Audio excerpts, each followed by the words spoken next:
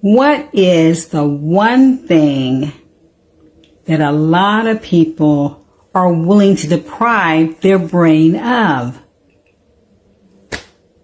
Sleep. Hi guys, my name is Bernice Hunt and I am a brain health specialist.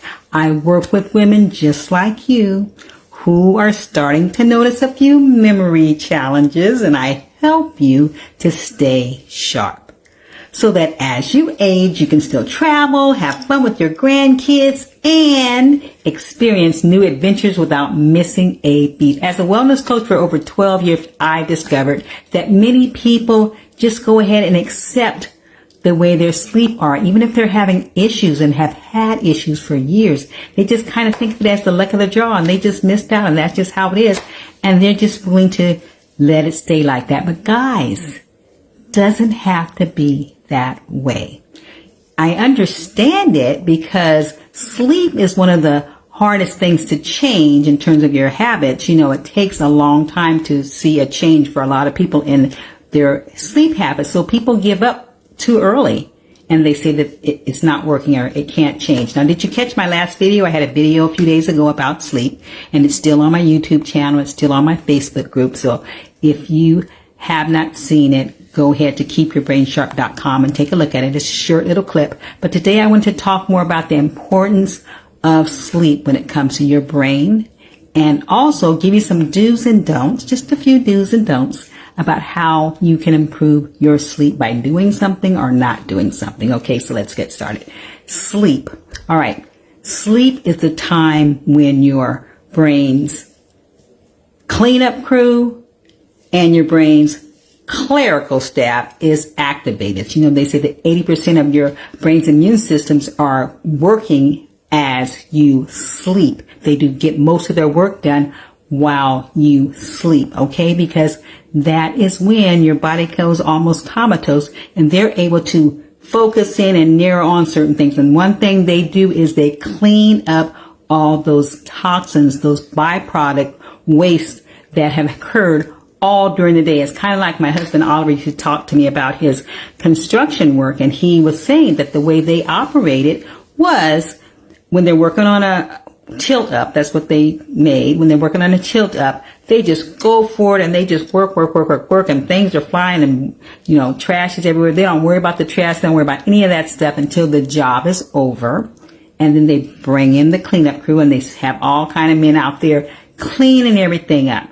And our brain kind of operates like that during the day when it is just moving and grooving and taking care of business. You know, things are flying everywhere, and it's not really that concerned about all of it because it knows that when you go to sleep, that's when the cleanup crew is going to come and they're going to clean it all up. And did you know they actually have something they call brainwashing? It's a cerebral spinal fluid that is in your brain that kind of washes stuff through. It's like a deep cleanse, guys, in your brain, and it happens while you are asleep. So that's one of the important reasons to sleep, so that the brain will have enough time to clean all that debris up, to clean all that things up. It's very, very important that you don't let it build up and clutter up in your brain. Okay, so the cleanup crew comes on, but then they also have what I call the clerical staff, okay? And they're the ones that are going to be filing and organizing and reorganizing. They even rewire some things in your brain, and they do that at nighttime as well while you're sleeping. And so it's very important that they have time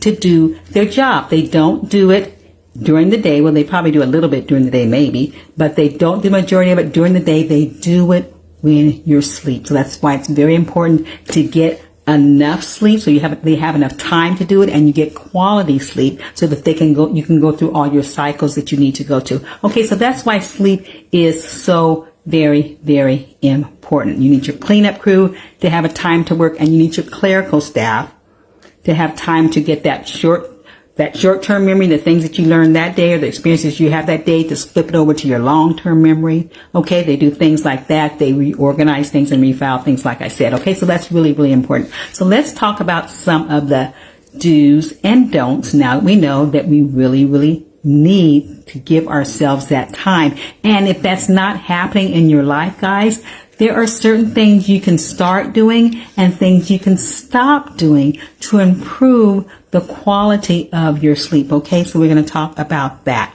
All right, so one thing you need to do, or I shouldn't say you need to do, Oliver says when you stop telling people what they need to do. One thing that you may consider doing, I was talking to some ladies the other day, and we were having some sleep issues, and I just kind of mentioned,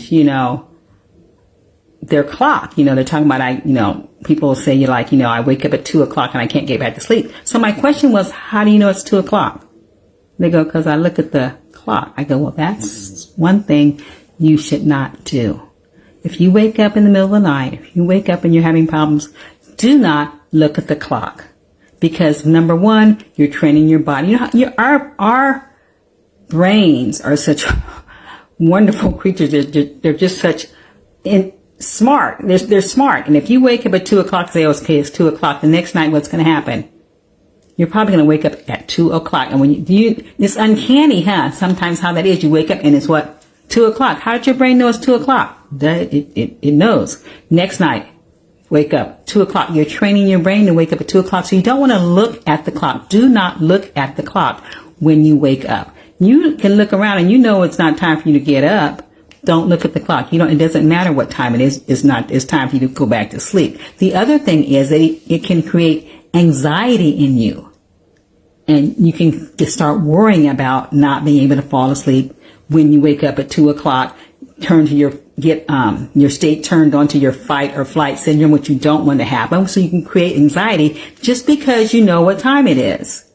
So that's two good reasons why do not look at the clock when you wake up. Okay. Another thing to do not do. Okay.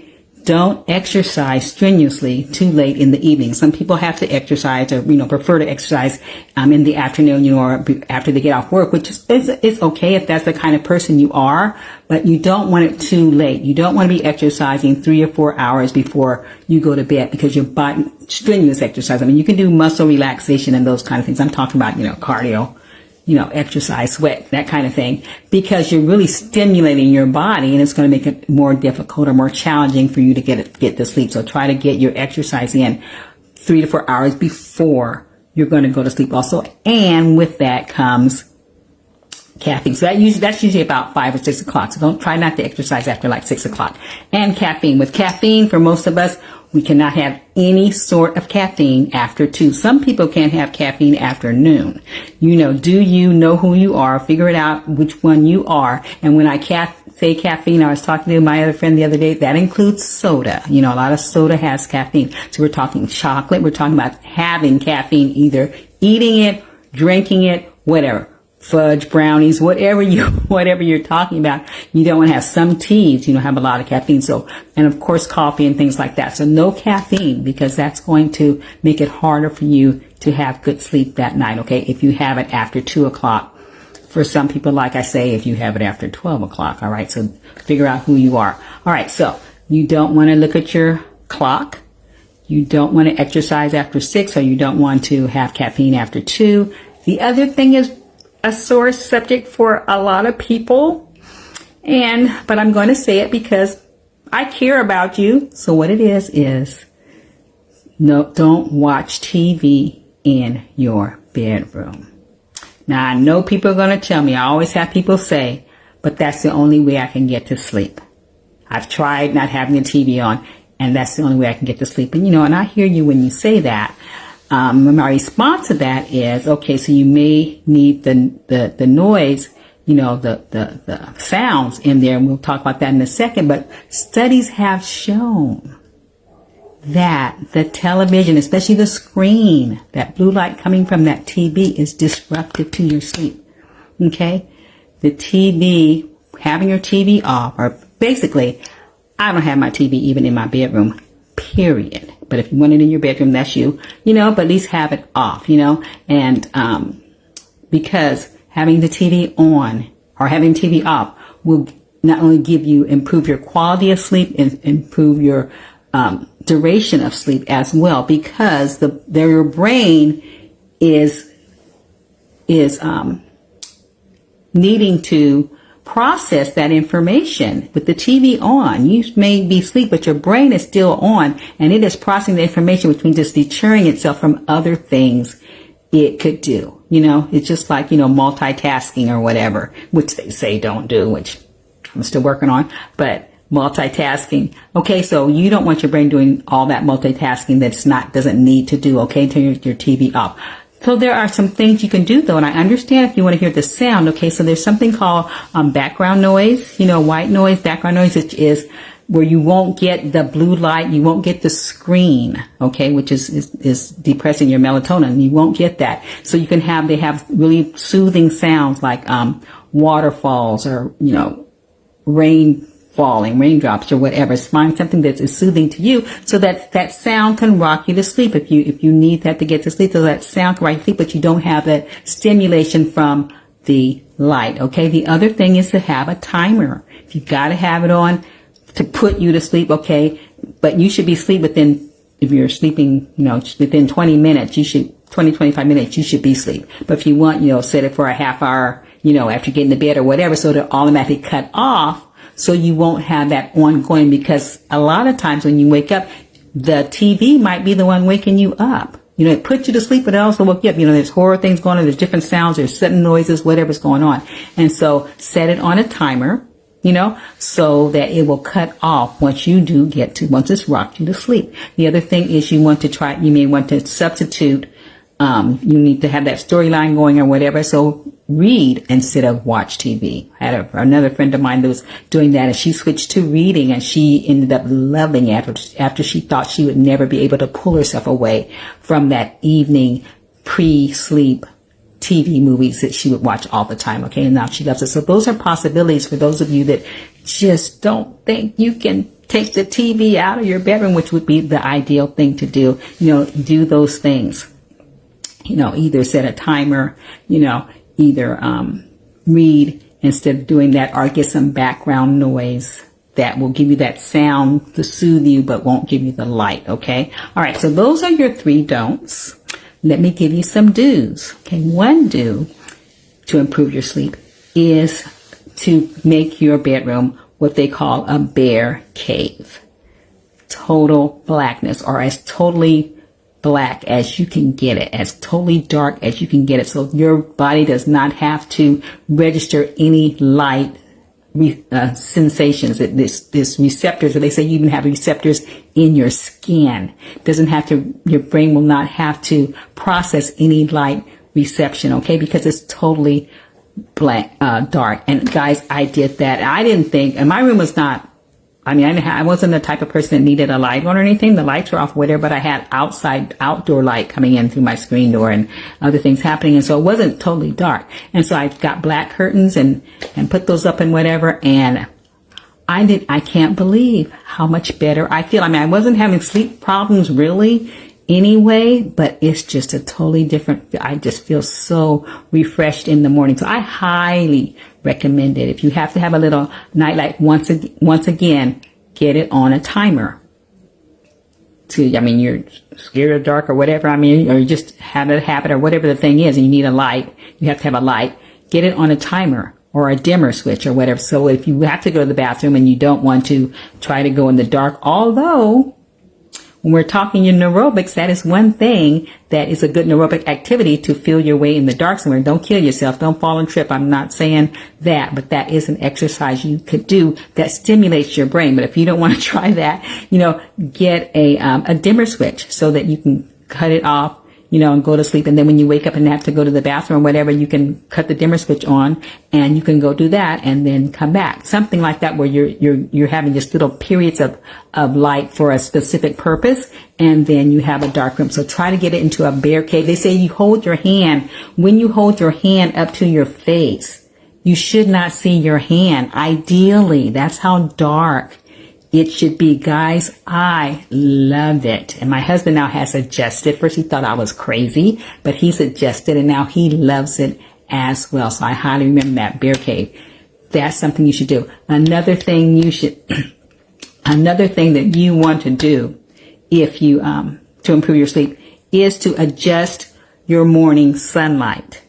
Okay. They say optimally try to have sunlight, or have your eyes see not the sun, but sunlight, by opening your windows, preferably going outside for about 10 minutes before 8:30 if you possibly can, because that sets your timer, your sleep timer gets set. If you don't go outside until 11 or 12 or whatever, it's setting from that time, making it harder for you to go to sleep at an earlier time. So try to see the sun and not stare at the sun, but get some sun rays on you, either by the curtains being opened or whatever, and you're looking outside or actually stepping outside, for at least 10 minutes before 8:30. Okay, that would be a good thing to do. All right, so the third thing I want to tell you about is also controversial. Also, people don't like, not controversial, it's a fact, but people don't, like it as much,